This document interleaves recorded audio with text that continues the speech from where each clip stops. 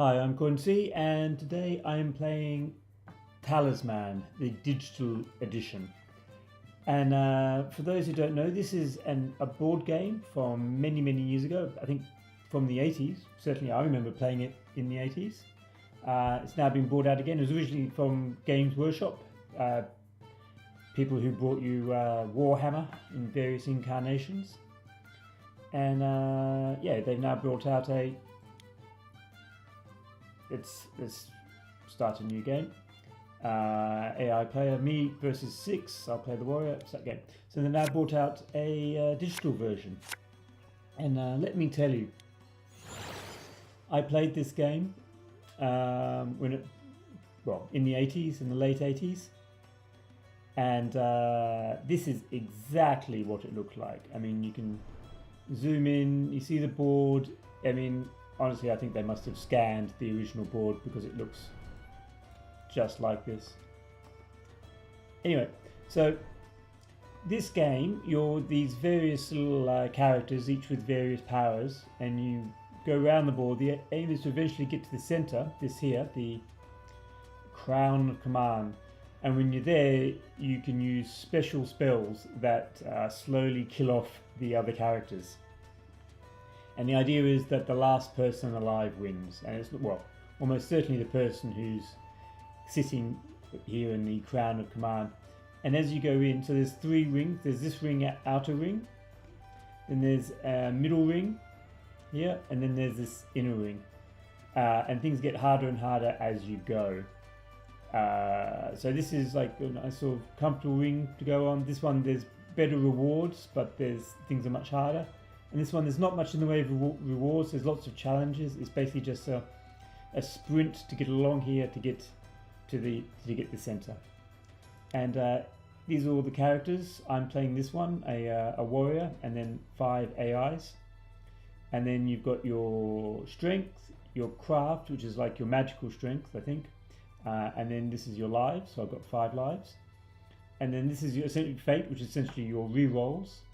And your gold. And at the moment I have no equipment, because if I had equipment it would appear here. And I have no spells because they'd appear here. So the wizard has 1 spell. And you can click on it and you see you have a bunch of special abilities. And you sort of go around having encounters, killing things or other players, stealing things from other players. And that's how it goes. So let's see how it's going to play. Let's roll the dice. So I start in the tavern, so I'm up here, and it tells you where you can go. I can go here, which is the woods, draw 1 card, or here, the ruins, where I can draw 2 cards. Well, I want things to happen quickly, so I'm going to travel there. And then we'll draw an adventure card. Alright, well that's not a very good one. So you can have followers as well as items and spells. You can have followers that give you special powers. And yeah, so I've got a hag, which means I can have no other followers other than the hag, and a bag of gold, which is okay. So yes, great. I need to village. The village. Where's the village? Yeah, so I need to go there, visit the mystic, and the mystic will get rid of the hag for me. So it's the end of the turn. So now it's the other 5 players. And you can see what they're doing. So here's a fight. This is what I really wanted to do, because being a warrior, you tend to be good at fighting. Roll 2 dice, add your scores together. And as you get enough, you can progress. When you get, I think, 7 points, when you've killed 7 points worth of enemies in strength or craft, then you can...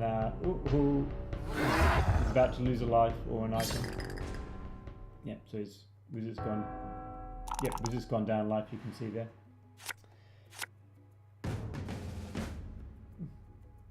And a guide, so that's not a bad one. I wish I had the guide.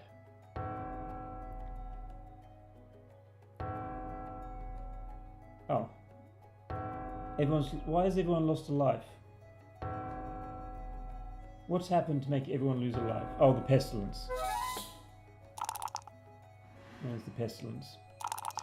Yeah, so that's the basic game, and then as time comes on, you get to go into the middle ring, and then once hopefully you've got enough power, you can get there. The thing with getting into here is you need to be quite powerful, because these sort of tests are quite strong. So, I mean, the werewolf could be up to 12 strength. You can see I couldn't possibly defeat that, because the maximum damage I could do is 10, and the minimum they could do is possibly 12. And there's various other things like this. So you need to be a very strong strength or craft before you can get to the top. It's my turn again. 4. Oh, that's good. I can go to the village and get rid of the hag. So let's do that. And I want to go to the mystic. I'll take my chances at the mystic. Roll the dice. 2, ignored. But I get rid of the hag. Get rid of this follower. That's the one I want. There. So, and then it's off to the other 5. The other 5 again. There's also online play if you want to play this against online players. You can zoom in to see what's going on. Oh, so that's pretty good. So it scans around. There's tons of DLC. I got this game quite cheaply, but essentially for nostalgic reasons. And you can see that they don't mind selling it cheaply because there is tons and tons of little bits of DLC. There's also various types of house or DLC in the form of extra characters, extra sideboards. Where can I go? What's here? Sentinel, draw 1 card. No, let's go back here and draw 2 cards. So I want to start fighting something. Bag of gold, I'm going to be quite rich, and an ogre, which... Okay, encounter. So I have to fight the ogre first. Roll the dice. A 5. So unless he... Oh, he rolls a 5. That's not good. Alright, well, let's re-roll.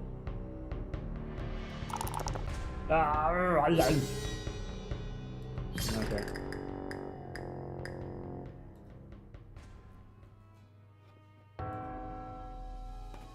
So I lose a life, got a bag of gold. Maybe I should go buy a sword or something like that. You can buy various bits of equipment to help you out. I should also point that I'm currently running this at maximum speed. This is the fastest that the AI players will go through their turns. Because one of the things I found about this game is it's very slow. I mean, you can see that you spend more time watching the other players play than you playing. Which I mean, you can understand that if you're playing online. It's a bit unfortunate when you're playing against the computer. I would hope that it would go a bit faster. You spend a bit more time doing things. So, what are the pros of this game are essentially that it is exactly like the original game it's based on. It's not based on it. It's basically a direct copy. All characters must miss one turn. Okay, fine. So if you've got a sense of if you've got a sense of nostalgia, then for this game, then this is going to definitely scratch this because it's exactly this game. I mean, when I saw this was on Steam, I had to get it because I played so much of it when I was a teenager. Yeah, and it's pretty, and well, for these sort of games, and yeah, it's, what else can I say positive about it? It's if you don't mind the waiting, I mean, you can sit, it's turn-based, so you can sit, play a bit, put it away, come and do something else. It'd probably be a good game to play while you're doing something else, I think. And that probably goes to what I have the biggest problem with, is it's a very slow game, and I played a game all the way to the end, which I won, and it took ages and ages and ages. Even up to the point where it was obvious I was going to win. I was the most powerful character. I was sitting in the crown of command. I was just sitting there, killing all the other characters off at a hell of a, incredible rate. But still, it took like 20 minutes of just click, click, click, click, click. There's a lot of clicking in this game. Click, click, click, click, click. Well, there's a lot of clicking when it's your turn. As you can see, most of this video is actually the computer playing, not me. You may want to play with less than all the characters, less than the full 6 slots. I can't imagine what it's like playing online. It must be really super slow. It's also one. What's here? I could buy a helmet, or I could go to the forest. Strength 4. Yeah, let's go here because I think it might show something. Yes, 2. So this is the thing. I've just rolled a 2, so now I lose a turn. So now nothing happens. So I'm going to do nothing for essentially 2 lots of everyone going through. Click, click, click, click. 2 lots of everything going through.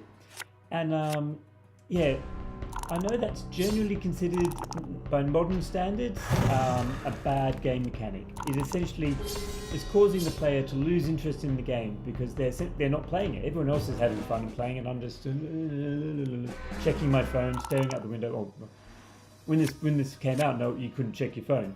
But nowadays, at this point, you're looking at your phone, going, "What's going on?" or looking at Facebook or something else. Yeah, and there's a lot of that. There's a lot of it has a very sort of snakes and laddery feel. In the 80s, I loved this game, but I play it now, and I think game design has moved on a lot. I mean, at the time you played this, the other games that were around are things like Risk and Monopoly, and you can see it's very inspired by games like Risk and Monopoly. You know, when you start winning, you start snowballing, but there's a bit of snakes and ladders, people going back and forth. There's lose a turn, which is just not a good idea in a game. Yeah, I think that the quality of game design has improved quite a bit since this game was around. But still, I mean, having said that, I still would have bought it. I still would have played it just for the sake of nostalgia. It just reminds me how good games are nowadays. How much better games are. I mean, playing those games, strategies, I suppose, okay, but like Risk and Monopoly, and that's what you used to do. But now it is some games are just so much better. And let's just draw a card and see what it is. And that's probably going to be the end of the video because these games take a while. As I said, I played one game. It took probably pay a gold. Yeah, I'll pay him because I've got the gold. Yeah, it took me what 2.5 hours to finish a game. That's a long time. A long time for this game, when most of the time you're not doing anything. Yeah, and of course there's a lot of randomness, which is sort of plays into the snakes and ladders, but somehow, once you start gaining power above every other players, it just tends to snowball. Yeah, there's online play. I haven't played online, because I'm not sure I'm going to be playing much more of this game. It was cheap, it was worth me playing for old time's sake, but I think I've had enough of this now. I remember now. I remember what it's like. I went, oh yeah, that's why I stopped playing it. Oh, the talisman. The whole point of the reason the game's called Talisman is because you need a talisman, like the ghoul has, this thing here now, to reach this level. If you don't have it, then you can't get into the top level. Okay, well I think that's it. I think you've probably got the idea of what's here. Ogre and a bag of gold. Well, let's just fight one more try. Let's try one more time against the ogre, and this will be it. Encounter the ogre. Run my luck. Oh, a 6. So unless he rolls a 6, yes. So I've beaten the ogre. Yes, I know I've won. This is honestly at maximum speed. Okay, and now it's back to the other guys. Yeah, so it's basically exactly the game Talisman from the 80s for good and for bad. That's what you get. That's what it says on the in the title, and that's exactly what you get. And it turns out that's not really what I want. So anyway, that's enough for Talisman. A game for people with nostalgia of the original, but if you don't have nostalgic memories of the original, perhaps one you may want to give a pass to in favour of the other things. I mean, that's my opinion. Okay, and as I said, I would have bought it anyway. And with that, thank you for listening, and goodbye.